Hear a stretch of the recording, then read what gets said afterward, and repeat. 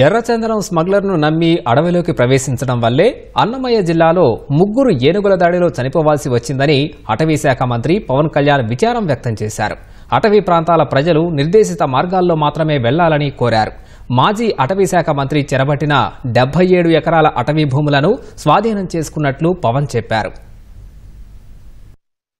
ముఖ్యంగా forest department చెప్పింది ఏంటంటే, మీరు షార్ట్ కట్ కోసం ఎక్కడైతే ఏనుగులు ఉంటాయో అటు సైడ్ వెళ్ళారు అధ్యక్ష. ఆ వెళ్ళిన వ్యక్తి కూడా గతంలో అతని మీద రెడ్ స్టాండర్డ్స్ స్మగ్లింగ్ చేసే వ్యక్తి, అతను నాకు తెలిసి ఈ రూట్ అని చెప్పి దాదాపు 30 మందిని తీసుకెళ్ళండి అధ్యక్ష. చిన్న ఏనుగు ఉంటే గున్న ఏనుగు లాంటిది, దాన్ని అది చూసి దాన్ని పంపించేయడానికి అరిస్తే మిగతా పెద్ద ఏనుగులకి దాడి చేసిన అధ్యక్ష.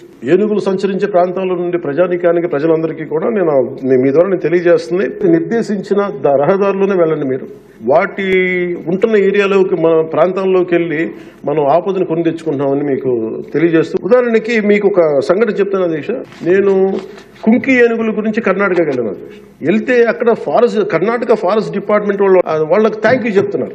థ్యాంక్ యూ అని మాకు మీ వల్ల 165 కోట్ల ఆదాయం వచ్చిందని చెప్తున్నారు మీ ఆంధ్రప్రదేశ్ వల్ల. నాకు అర్థం కాలేదు ఏంటి సార్ అంటే, పచ్చని మన ఎర్రచందనం చెట్లు కొట్టేసి కర్ణాటకకి వెళ్ళిపోయినాయి.